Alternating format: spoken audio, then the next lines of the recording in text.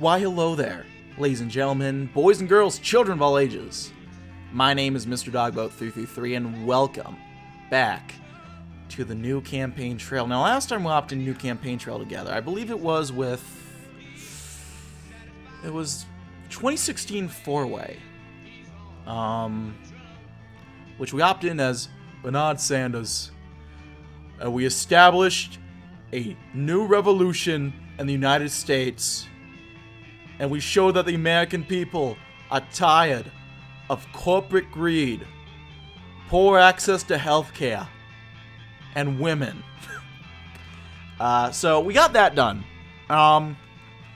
Before I head off to Ireland, I remembered I had a like goal that got achieved a while back, and I've kind of put it off the back burner. I did a couple streams of this, of New Campaign Trail, but I didn't quite get to this like goal before, during it. So I wanted to go ahead and do this before I left. I was one step ahead of you, Kev. What can I say? So I went ahead and hopped back into 1964 midnight, or midnight 1964, wherever the midnight is. I'm gonna mute the music just in case it's being picked up. So midnight, 1964 midnight again is the mod where it's a prequel to mod where it ends up being Nelson Rockefeller versus George McGovern versus George Lincoln Rockwell. And we did the canon version where Barry Goldwater's supposed to win. And we won as Barry Goldwater in both the canon way, which sets up a horrible disaster to come, as well as a path where we defended civil rights and actually made things strangely wholesome. But we're going to be playing as the other side, because there are two sides to this mod. And there's actually a potential for some fun that can be had. But for now, we're going to go ahead and hop in here. November 22nd, 1963, while on a parade in Dallas, Texas, President John Fitzgerald Kennedy was assassinated by Lee Harvey Oswald. The American people, distraught over the loss of their young, charismatic, inspiring leader, still hasn't fully recovered. Beyond that horrible tragedy, the state of the union is a mixed bag. Under the new leadership, the economy is on the rise, but racial turmoil continues to be an issue, and the direction of the nation's foreign policy remains unclear. So, we're taking control of Johnson. Let's keep hold of his lead by emphasizing record and the extremism of his position. Also, mod maker, if you're watching this, one, good mod. I love it. Two, you misspelled Fitzgerald here. Fitzgerald. Unless JFK has some explaining he needs to do, some secret, I don't know.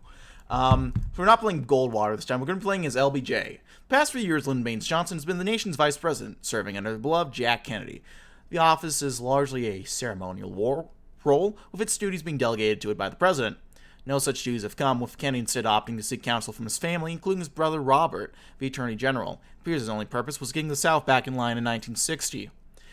For this time, Johnson was a rep and then a senator from Texas. His bombastic personality helped him rise through the ranks, eventually becoming a commanding majority leader. He used to be one of the most powerful men in Washington. Now, some forget he exists. And now Jack Kennedy is dead, murdered in Dallas by the bullet of a madman. The nation, its people, struck with grief and is in disarray. Johnson, having ascended to the presidency just hours later, is now faced with the Herculean task of guiding the nation through one of its darkest hours. If he fails, the damage may be irreparable. So we're going to go with the man, the myth, the legend, Hubert Horatio Humphrey, the incumbent senator from Minnesota, and well known as a liberal member within the party. During his time in Congress, Humphrey has been at the forefront of the civil rights issue from as far back as the 1948 DNC, in which he personally oversaw the addition of a civil rights plank to this party platform. He is a primary target of speculation regarding who will be the number 2 man on your ticket come August, despite your attempts to drum up rumors to the contrary. Many believe that with yourself running being a southerner, a northern liberal could be just what you need to balance a ticket and win a true landslide. Humphrey appears to be a safe bet, but unless he makes good on your civil rights promises, he won't entertain the right idea of running with you. There's also some desire for Robert Kennedy, brother to late president, to be placed on the ticket, but that damn albatross can whine all he wants. You're the president, what's he gonna do about it? well, winner take all.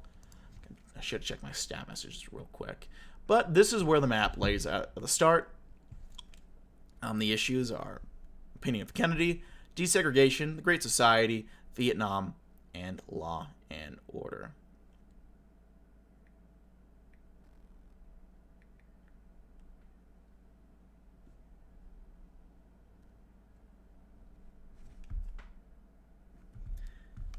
All right. As you stand before a crowd of expectant reporters, the day comes to you in flashes. The parade for Dallas, the crowds, the cheers, the gunshots, and the screams.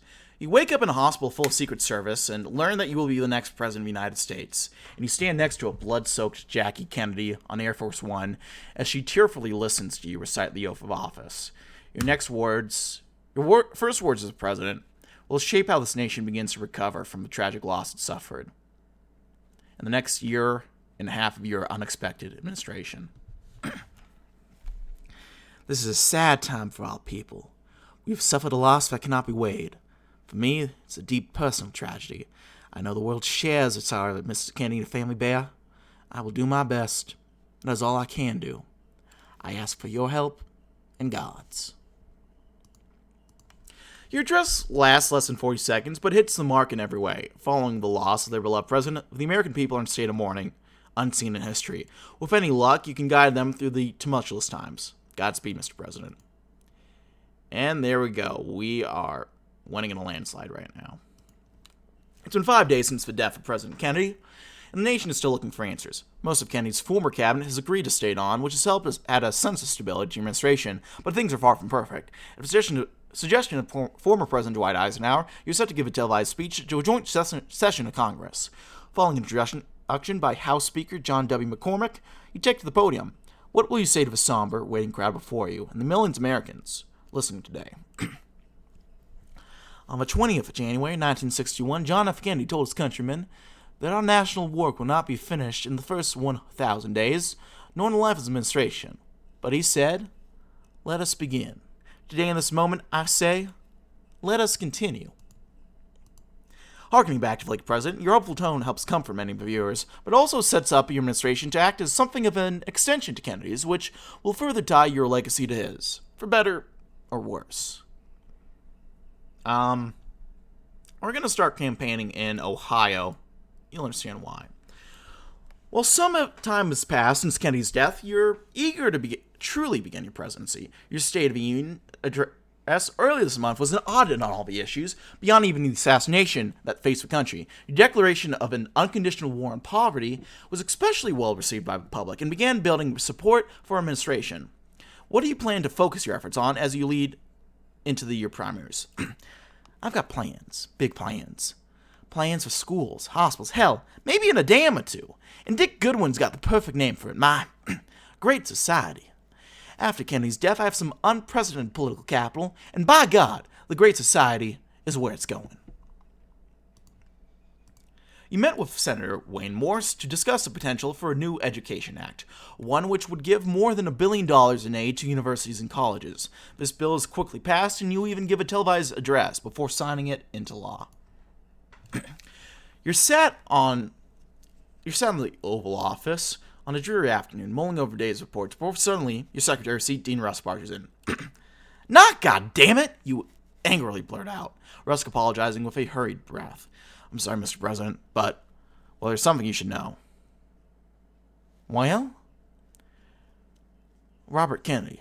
He's running for president, sir.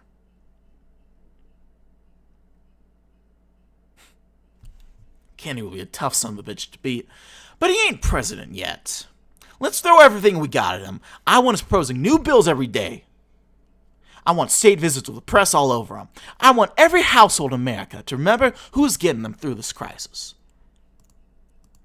Russ nods along as you lay out your plans. Before you know it, ads are circulating. You're making appearances on the television sets all across America. By the time the primary is over, the name Johnson may truly be able to compete with the name Kennedy.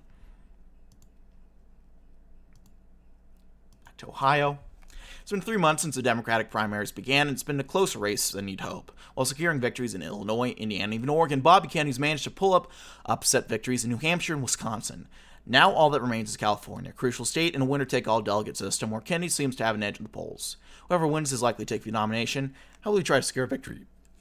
Here, Kennedy may have a pretty face, but I've got the establishment on my side, and that includes the governor. Get Pat on the line and tell him he'll be making some appearances with me this week, and if he says no, Lord help him, I'll rip his ballsack clean off. With a nationally contested primary, Governor Brown refused to run as a favorite son surrogate of yours. However, he's still his preferred candidate, and he's more than willing to stump for you. When all is said and done, your margin of victory exceeds 3%. Beautiful. The primary is over. You're able to move on to an equally pressing matter. After being held up in Congress for more than a few years, Kennedy's Civil Rights Act has finally passed through both houses, the bill hitting your desk just a few minutes ago. Before you doing so, however, you're set to give a short televised speech to the American people. What will you say? My fellow Americans, I'm about to sign into law the Civil Rights Act of 1964. I want to take this occasion to talk to you about what this law means to every American. We believe that all men are created equal, yet many are denied equal treatment, not because of their own failures, but because of the color of their skin. This cannot continue, for our Constitution, our principles, morality itself, and the law I will sign tonight forbids it. Your confirmation reverberates across America with not only blacks, but a majority of all people cheering in happiness and joy. Furthermore, with Senator Goldwater, your presumed opponent in the upcoming election, having voted against the bill, his numbers have crashed. We'll head over to Montana. The RNC has just concluded in Daly City, California, with the conservative senator from Arizona, Barry Goldwater, chosen as their nominee for president. This followed a fairly significant Stop Goldwater movement, supported by moderate and liberal Republicans like Senator Lodge and Governor Rockefeller, both of which, along with Governor Romney of Michigan, have refused to endorse Goldwater. Do you have anything to say about your opponent or his vice presidential running mate, William Miller? I remember the days when the Republican Party was a sensible party, a good governing counterpart to us Democrats. Sure, I disagreed with them, but I could work with them just fine. But this Goldwater fella's gone off a deep end. I'm truly saddened by his nomination. Immediately, your campaign starts to put out a variety of ads, each of them focusing on Goldwater's unfortunate gaffes. He's certainly given you plenty of ammunition. Held of convention, he went as far as to endorse extremism and denounce moderation in his acceptance speech. The Social Security program has become an important issue in this campaign, with Goldwater working hard to clarify his previous statements about turning it into a voluntary program. William Miller has admitted that such a thing would destroy the program, further damaging Goldwater's tickets numbers. Do you have any intention of twisting the knife regarding such statements? Goldwater's got to be a goddamn idiot. Older folks, they usually are pretty conservative, and here he is saying the one thing that could turn them off. Well, I won't let him forget it. I want these quotes of his put on ads and on billboards from Boston to San Francisco. The people who agree with Goldwater's unfortunate statements, the few there are, certainly already in his block. So other than the cost of the ads, you have virtually nothing to lose by hitting them hard on this. After all, Social Security is almost universally popular. There we are, Montana. Once again, you're sat at the Resolute desk, looking over a first draft for some speech. Suddenly, you're interrupted by the loud ring in your note phone. You pick it up, shouting, "What?" On the other end is your Secretary of Defense, Robert McNamara, who after a short moment begins to speak. Mr. President, there's been an incident in the Gulf of Tonkin. North Vietnamese torpedo boats seem to have attacked two of our ships, the Maddox and Turner Joy. No casualties on our side, just minor damage, but the department needs to know our next move. We need to show that we have the same diplomacy chops Kennedy did. Remember Cuba? Call Stevenson, have him approach the UN for diplomatic support. We're going to bring a peaceful resolution of this Vietnam bullshit before these hawks start smelling blood. Stevenson starts getting backing from the UN for you to intervene in Vietnam for peacekeeping purposes. And with the world's eyes on the region, things begin to stabilize. For now. There we are. This deep south is deeply out of our reach, but so be it. Despite a challenge from Robert Kennedy, you've managed to secure the nomination of majority of your delegates at the DNC, and by a surprisingly large margin, you've been nominated as your party's candidate for president, though not without a few interesting hiccups. Kennedy's supporters are despondent, but nonetheless, you take to the podium, a cheering crowd before you. As you give your expectant speech, what message will you most emphasize? If any ask what Democrats have done, just tell them to look at what we promised to do. Those promises have become our deeds. We are in the midst of the largest and longest period of prosperity in our history. Almost every American has seen the results. But the prosperity for most has not brought prosperity to all. And those who receive the bounty of this land must not now turn from the needs of their neighbors. The economy is in great shape, with low inflation, low unemployment, and high growth, so touting it as a Democratic success is a no-brainer. Despite the primary, Democrats are united behind you, and with your opponent in mind, this election looks set to be a landslide in your favor.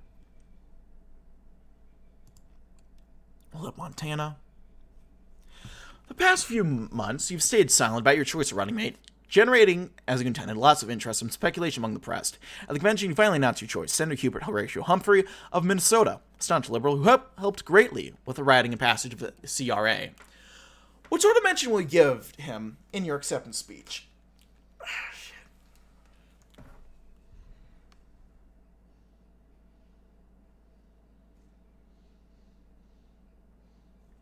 Allow me to take a moment to express my deep gratitude to Senator Hubert Humphrey, who has selflessly agreed to serve not just me, but each and every American as my vice president. He is a man of great courage and conviction, and I'm honored to have him by my side. Your words lack substance and policy, but are filled with emotion, and Humphrey is personally touched. He's undoubtedly going to move heaven and earth campaigning for you this fall. His energetic personality is sure to rile up crowds wherever you go. Despite the fact that it's been the better part of a year since President Kennedy's untimely death, the tragedy hangs in the air for almost all Americans, especially following the messy primary with his well-loved brother. How do you intend on addressing the Kennedy issue to the still mourning public? Look, the primary was a bloody one, but let it be known that I have nothing but undying respect for Bobby Kennedy, Jack Kennedy, and the entire Kennedy family. The entire nation lost an American hero last year. I lost a good friend. And my only hope is to do his presidency justice. Taking on the Kennedy legacy is an overwhelmingly net positive for you, but between you and me, you're bullshitting right now, Lyndon. At least about Bobby. Luckily, he hasn't done anything to retaliate. Yet. Well, we'll hit up Iowa real quick. Recently, Senator Goldwater has been attacking you for your unfortunate connections to Robert Baker, a Democratic Party operative and close friend of yours who was discovered to have participated in numerous corrupt activities, including tax fraud and bribery, as well as Billy Sol Estes, a Texas businessman who's been convicted of fraud. Goldwater's renewed calls for an investigation into your connections with these figures, further stating that such a thing would be impossible during your administration. Will you give such a statement in defense of yourself? How he keeps yapping about it, you think the Democratic ticket was Baker Estes. Seriously, his sentences consist of a noun, a verb, and Bobby Baker. You know, for all the crazy things he said, I wouldn't be surprised if those are the only two things his team let some talk about. Your quip, which has even managed to make the inquiring reporter crack up, has embarrassed Goldwater and almost completely shut down his argument, though he doesn't shut up about it. I'm gonna take some water real quick. My water bottle's right on my bed, so I just gotta reach over. I don't know why I didn't have him next to me. I'm a dumbass. But anyway.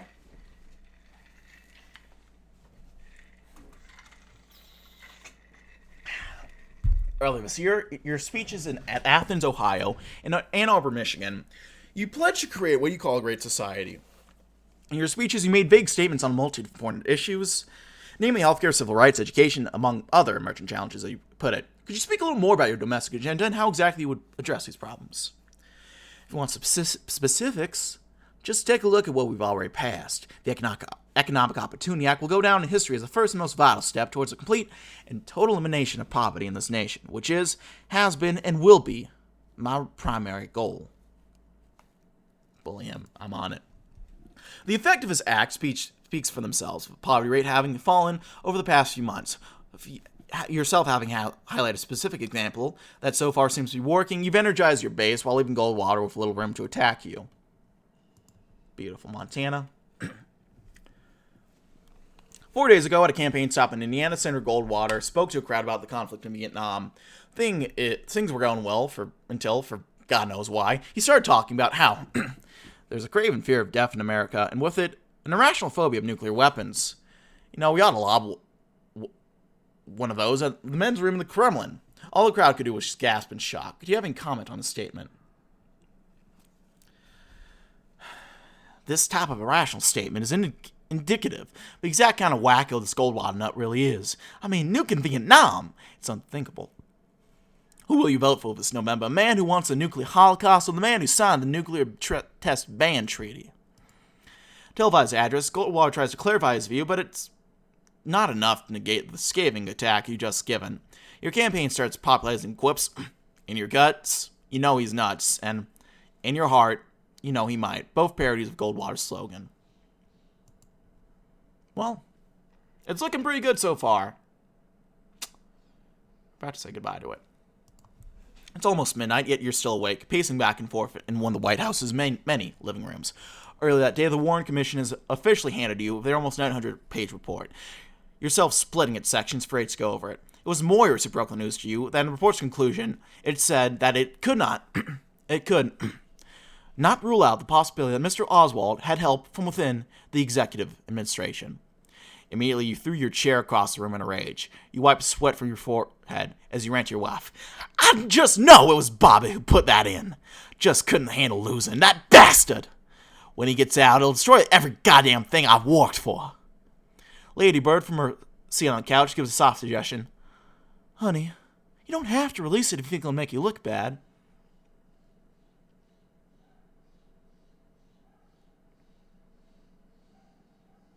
No. All that will get me is a goddamn impeachment. Hell, that might happen anyway with those kooks in Congress. They'll believe any of these figures.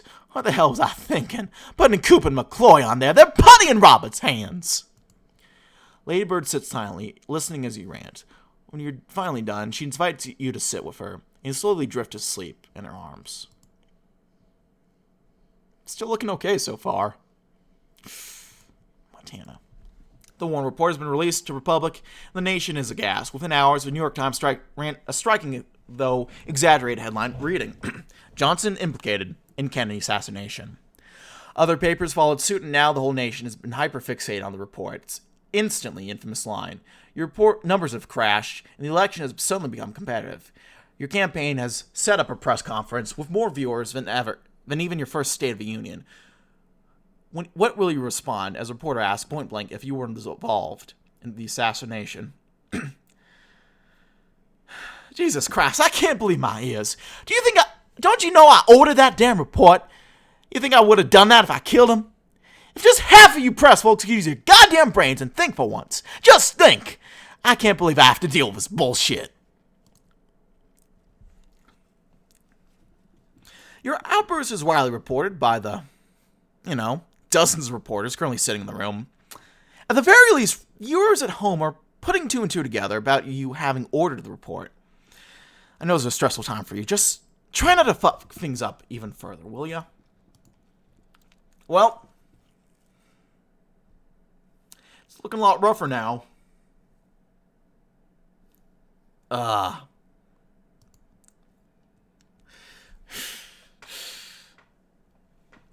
Polls show that the country is fairly evenly split in believing your innocence or guilt. As such, most Republicans have finally united around Goldwater, more so in an anti-Johnson movement than anything else.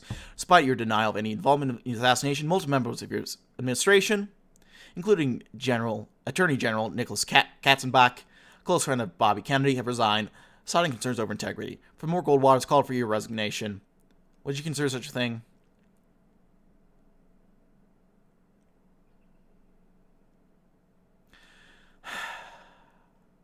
Let's be honest.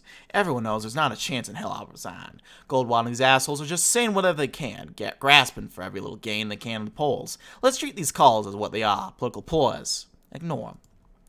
Very savvy, Mr. President. Calls for your resignation are coming almost entirely from Republicans, and with yourself completely ignoring them, they quickly grow stale. We'll try Colorado.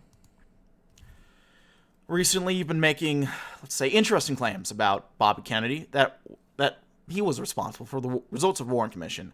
When questioned by a reporter for details on the accusation, you alleged, "It was the goddamn Attorney General, and by God he aided me. What else do you need?" Yesterday, Kennedy was asked by reporters if he believed you're innocent of guilt, to which he responded that he wasn't particularly supportive of the president, and that your claims were completely baseless. Do you have anything to say about it?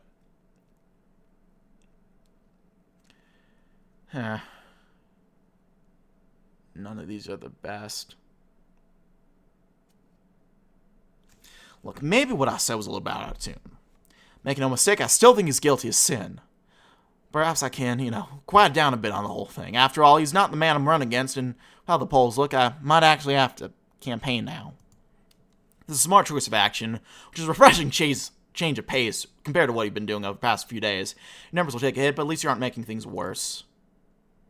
We're still hanging tight in a lot of these states. We're still going to win at this point.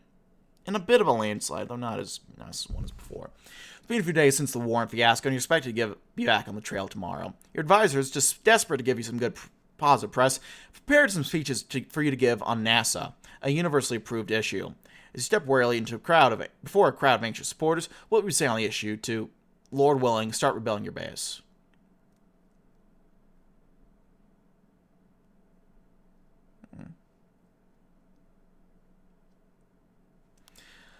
I remain committed to President Kennedy's great promise to put a man on the moon. While pain and partisan surrounds us, we must, to the best of our ability, remain focused on the issues and the prosperity of this great nation, starting with reaching to the moon. While the talk of NASA and putting man on the moon will always please the people, your reference to President Kennedy has opened the wound that was just starting to close over the past few days. Shit. Alright, try Colorado. After reportedly turning down Senator Goldwater's calls for a debate, here you are, standing across the stage from him, watching as Walter Cronkite rattles out the introductions. You would have avoided it if you could, but for Warren Report, continuously eating away your support, you were left with few other options. If 1960 was any indication, this debate is make or break. As Goldwater wraps around his opening statements, the audience turns to you. What will you say? Tonight, I'm making a plea to the American people. I understand you're hurt. You're scared. You're probably confused, too. I know you might not be sure what the right decision is come November. Tonight, Senator Goldwater and I will review and discuss our policies. When we're done, I want you to consider who you trust to take care of you for the next 4 years. Mistakes are simply too hard to ignore. This completely resonates with many Americans, and when all said is done, your policies are still more popular than Goldwater's. It doesn't completely undo the damage of the Warren Report, but it'll do. It's getting closer in some of these places. Yesterday, various Republican newspapers started publishing the story that Walter Jenkins, a top political aide of yours, has been arrested along with another man under charges of disorderly conduct in a YMCA bathroom. Furthermore, when it comes to light, that Jenkins was previously arrested on the same charge 5 years ago in the very same bathroom. While Goldwater has remained silent on the issue, surrogates, including William Miller, have certainly not, hammering you on moral corruption. Some call for Jenkins' resignation. How do you intend to handle the situation?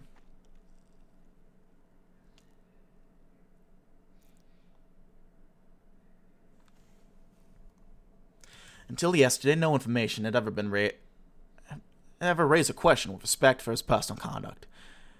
I want to say that my heart goes out with the deepest compassion, Mr. Jenkins, for his wife and 6 children. And they have our love and prayers. But in this case, the public interest comes before our personal feelings. I have requested and received Mr. Jenkins' resignation. It's not suspect. It's kind of blatant. But Jenkins resigns, giving you a muted and disheartened goodbye as he goes to tend to his nearly tumultuous personal life. Miller and Dean Birch continue to call for investigation into security leaks, but most people are starting to move on. Okay, shoot. Let's head back to Montana. We can at least hold down that one. In an unexpected turn of events, the leader of the Soviet Union, Nikita Khrushchev, has resigned, citing ill health, with Leonid Brezhnev being voted in his replacement on the same day. On the surface, this is a peaceful transition of power, but to most, it is an obvious coup by Brezhnev and his supporters. The nation is tense, worried that the new government could act erratically. Do you have anything to say about this shakeup in Moscow?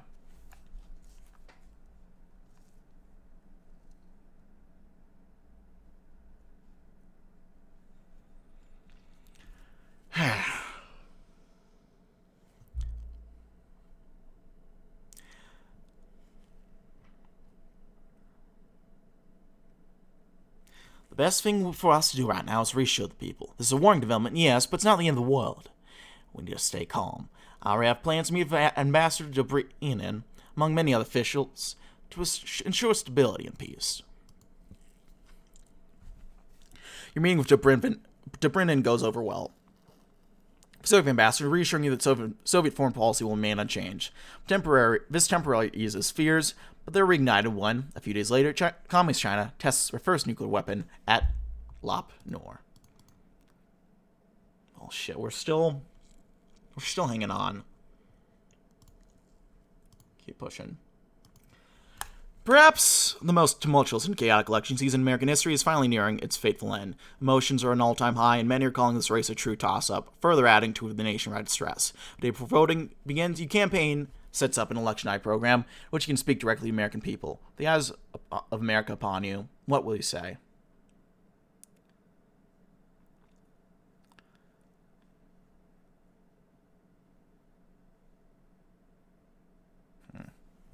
Which one do I want to do here?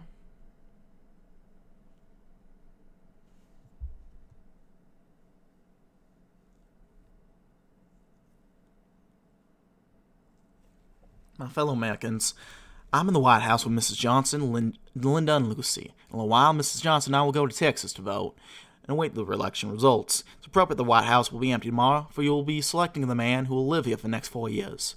Whatever your decision, I want to thank you for your support you have given me. You will forever have my gratitude. Americans are shocked by how subdued and solemn you are, but it's hard to deny that you've struck a chord with them. Miles away in Phoenix, Goldwater delivers his own speech. For the first time, he refers to you as a murderer, eliciting just response you'd expect. We'll visit Montana one more time. It's going to be tight, but I think we're going to win most of these states. Well, here we are. After the possibly the most shocking, heartbreaking campaign in American history, we're just a few days short of Election Day. Over the past month, your lead, once thought to be overwhelming, has all but collapsed. And things are looking closer than ever. Every little bit counting. Where do you want to spend the final campaign stop, Mr. President?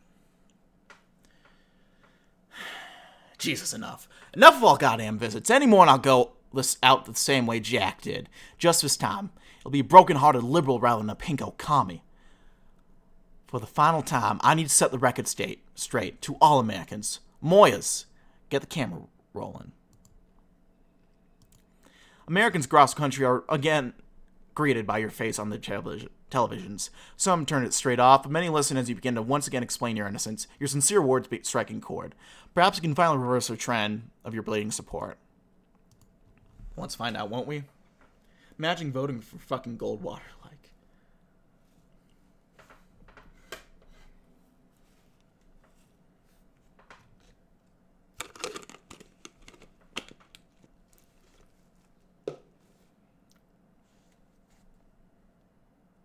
Here we go.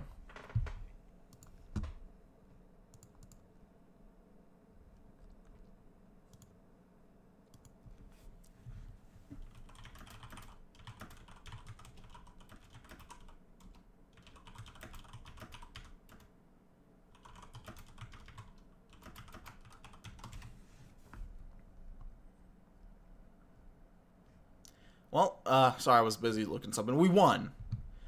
We managed to hang in there, which is nice. Very nice.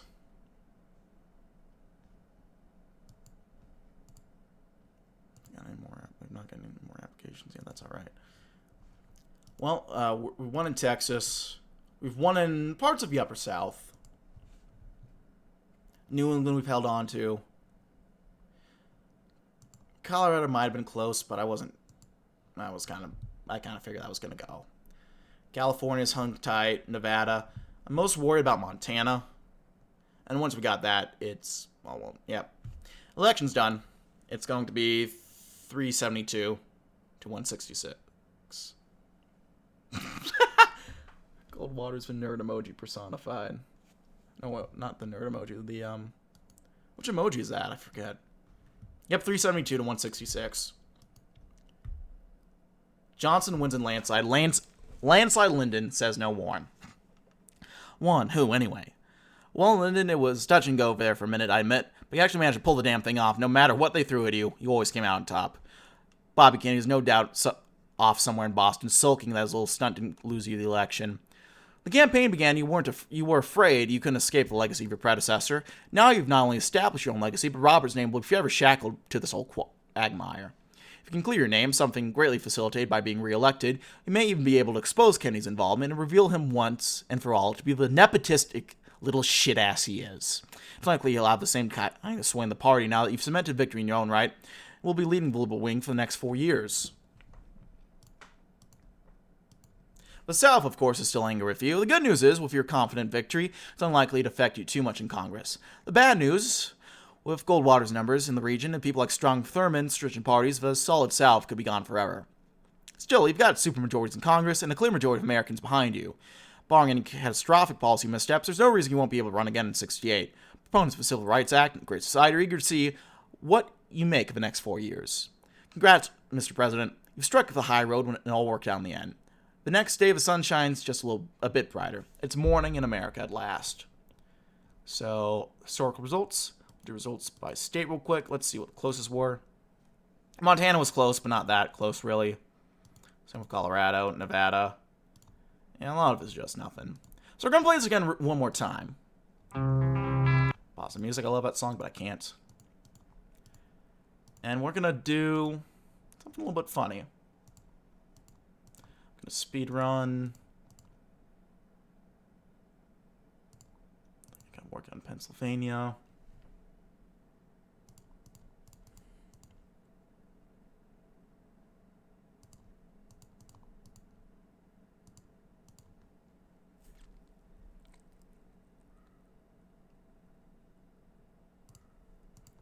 Pat.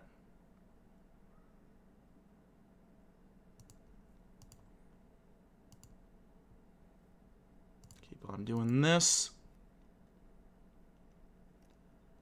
Gonna get our points up as high as we possibly can.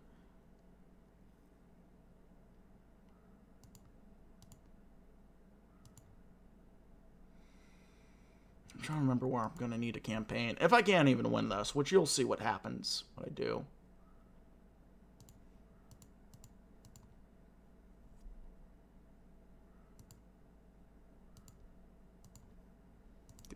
Iowa, we'll try.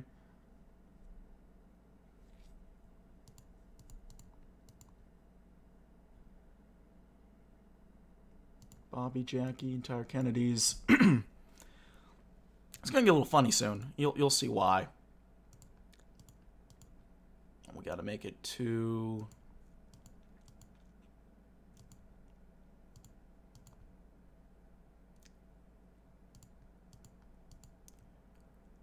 Well,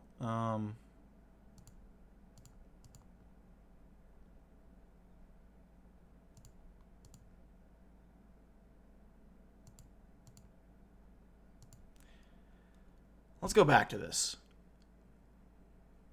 Despite your... Okay. Goldwater has called for your resignation. Would you ever consider such a thing? Almost 1 year ago now, I was suddenly thrust into this office against my will, against the will of the people, and under the most unwanted and tragic of circumstances. Since then, I think I've done my best, but that is all I can do. To allow America to heal, I will do what I must. To continue the fight for my personal vindication would almost totally absorb the time of both myself and the Congress. Therefore, I shall resign the presidency, effective at noon tomorrow. House Speaker McCormack will be sworn in as president at that hour in this office. Here we go. So that greatly reshuffles things. Go to Ohio. It's late at night on the 29th of September, just a few short days after the chaotic release of the Warren Report. You, John W. McCormack, Speaker of the Nation's House, are sat with your lovely wife, Harriet, on the couch of your room at the Washington Hotel. You have a television on, after all. Rumors that President Johnson is set to give some important address tonight, but your attention is elsewhere. Focus on the countless bills, meetings, and other crises you'll have to attend to in the coming days. Suddenly, for no reason at all, you feel the need to pay close attention. Resign the presidency. noon tomorrow. McCormack, sworn in as president. Your mind drifts in and out of focus. The president's words almost unbelievable. After a moment of wait, the weight of the news finally sets in, and you turn to your wife. Yeah, I'm just as shocked as you are. I had no idea this was going to happen. Johnson didn't say a word to me. No one. But it doesn't matter now, because you and I are going to get through this together. Just as we've always done. It'll be alright. I'm trying to do a Boston accent. Southern accent's got me too much on edge. Or not on edge. I'm too much in Southern accent mode. Your wife slowly nods along, listening as you comfort her. Your lives have been upended, and the two of you have a tumultuous few years ahead of you. Hopefully by the end of your accidental administration, the country is in better position than when you found it. Is that a TNL reference? I'm sorry, I had to.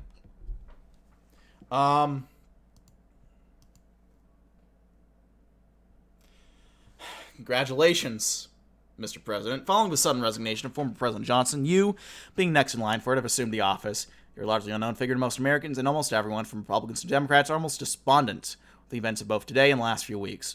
There'll be no formal inauguration, of course, but nevertheless you're set to give an address to the American people. With their eyes on you, what will you say?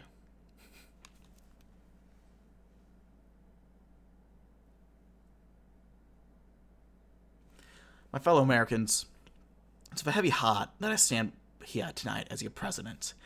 The circumstances that have brought me to this position are unfortunate and unexpected, and I understand the feeling of shock that many of you have, but it's a feeling I share. As I take on this immense responsibility, I assure you that I will do everything in my power to serve this great nation of honor and dignity for the short time that I may do so. While your statement lacked pizzazz, it acknowledges the gravity of the situation. With it, Americans' fears are ever so slightly eased. Good luck and Godspeed, Mr. President. Let's try Ohio. This is where it gets fun. Following your speech, you immediately make a declaration that you will not be seeking election to a full term. This was expected, but now it falls upon the DNC, who was convened under short notice, to decide upon a nominee for the Democratic Party. Privately, Johnson stonewalled the idea of drafting Robert Kennedy, and with the likelihood of electoral defeat, most major players have not put in their name into consideration, leaving only a selection of relatively obscure figures. As president, you have the opportunity to influence the vote. Who will you support, Mr. President?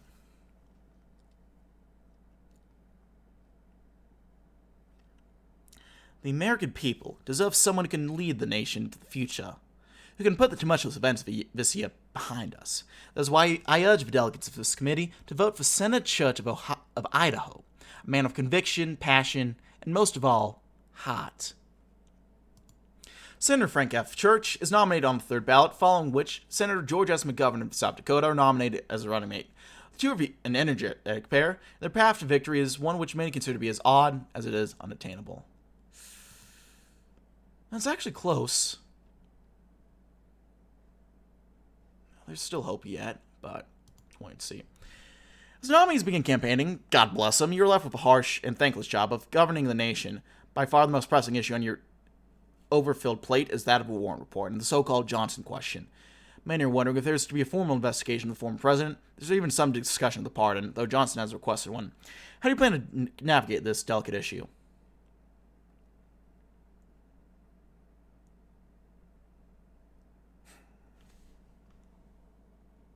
Above all else, this office demands an undying loyalty to the American people, who deserve to know the truth regarding the events of the past weeks. As such, in coordination with the Warren Report, we shall be launching an official investigation of President Johnson. This is your expected action, of course, and most are pleased by it. The Warren Commission is set to reconvene over the next few months, and to the sorrow of your party's nominee, his numbers are sure to take hit whenever its findings are brought up in the papers. We'll do Pennsylvania. It's been a few days since Frank Church has taken to the trail, and whilst you go about your administrative duties, you found yourself frustrated by your inability to be more helpful. Finally, you conclude to set up a meeting and start mending some of the broken fences inside your own party over the past few months. Next day, Ted Kennedy sits in your office, wondering under what pretenses you've sent him here. Ted, how are you? I'm so sorry for the pain your family must be going through. I hate to call you out here on business, but I want to speak to you candidly. Frank Church, He's a good man and a good candidate, but he's hurting out there.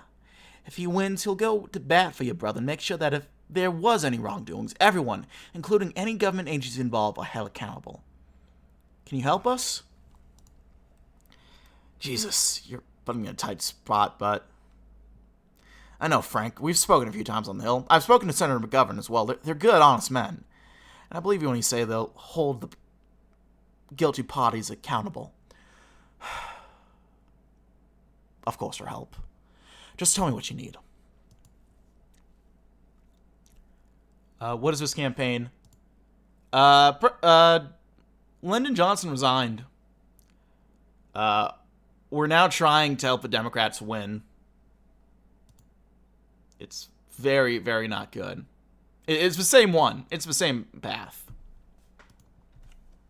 Introduced shortly after Johnson's resignation, the Executive Transparency Act has steadily moved through Congress. Its name implies the bill focuses on increasing oversight of the executive branch, including mandated audio and visual taping of the Oval Office, which will be subject to review by a congressional committee.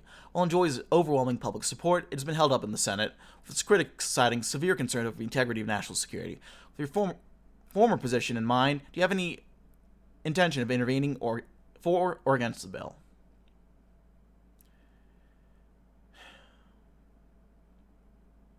I would consider myself to be in favor of this bill, but we must be careful. We may not like it, but many of the president's dealings must be kept secret. For the good of the nation. I urge the nation to support in favor of the bill, along with provisions meant to protect national security.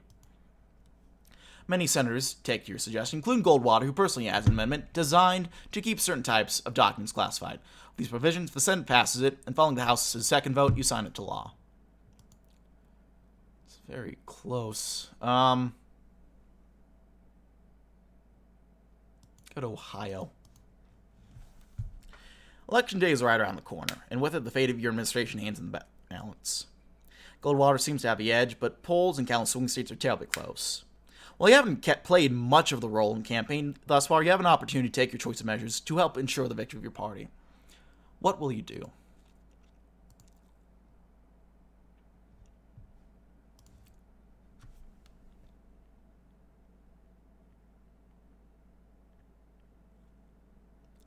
Well, it's no secret that the Kennedy family's been causing our party more than a few problems, but Johnson's not on the ticket anymore, and I'm a devout son of Boston. I'd like to call Robert Kennedy to express my desire for him to endorse the ticket. Robert answers your call and thanks you for reaching out, but regretfully says that he has a prior commitment regarding the election, whatever that means, and that publicly he'll be sitting this one out. Well, we'll see if that matters in the end. I'm going to start ordering a pizza, actually. I'm very hungry. And I don't want to go out and buy food or drive out to food.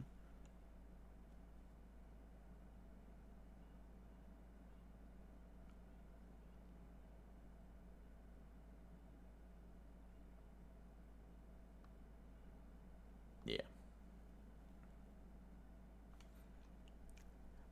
No. He picked a different... You get an opportunity to pick 4 different tickets. Senator Church, Governor Sanders, Governor Hoff, and Senator Young. And that gives you like 4 different potential candidates here. We went with Church here.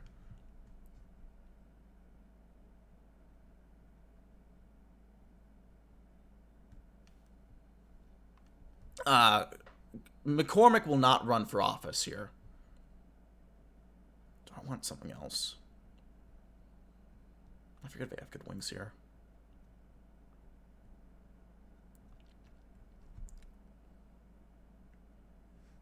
Appetizers, chicken wings.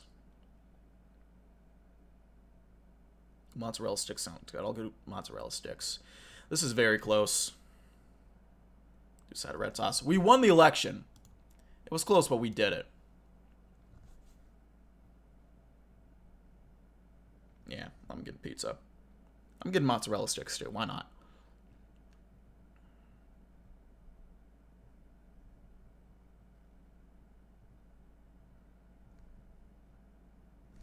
And there we go. 275 to 263. From what I know about him, he's a decent guy. Yeah. Very close in a couple states. This will be more interesting to look at in the end. There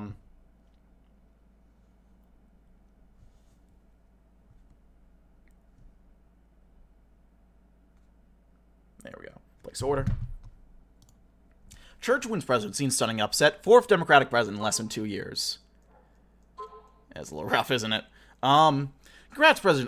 Congratulations, President McCormack. You've done the only real thing your tenure mandated. Against all odds, you kept your party in control of the White House.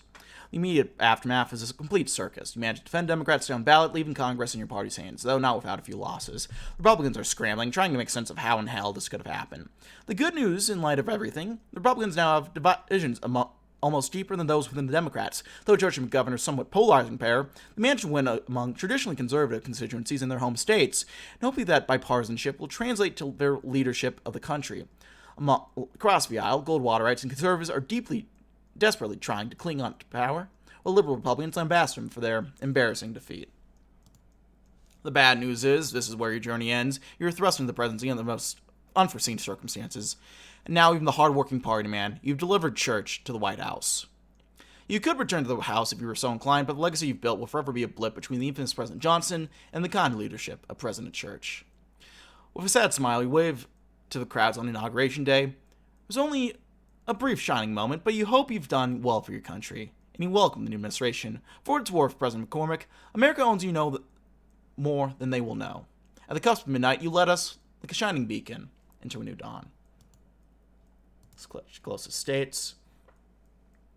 Very close in Penn. Missouri very close as well. 4,000 votes in Missouri. Shit. Ohio 10,000 votes. New Mexico. Couple hundred votes. Damn. North Dakota as well. Surprisingly close. But this is the final map. And that's it for midnight. At least for a while. I don't know when the next version of his mod is going to be releasing, and I'm probably not going to be in the country to be able to record it, but very fun mod.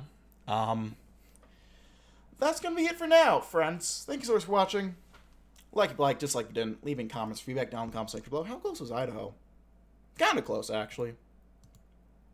Makes sense because Church is from Idaho. Anyway, leaving comments, feedback down in the comment section below. Leave any suggestions for new series as well in the comment section below. The sub button for notification bell. I usually do Paradox games over the weekdays, but I do stuff like New Campaign Trail over the weekends if you want to check that out. I'll go ahead and leave that there. Check out various links, including the Twitch, which this was filmed live on. And yeah, that's it for my friends. I thank you for watching, and I'll see you all next time. Bye-bye.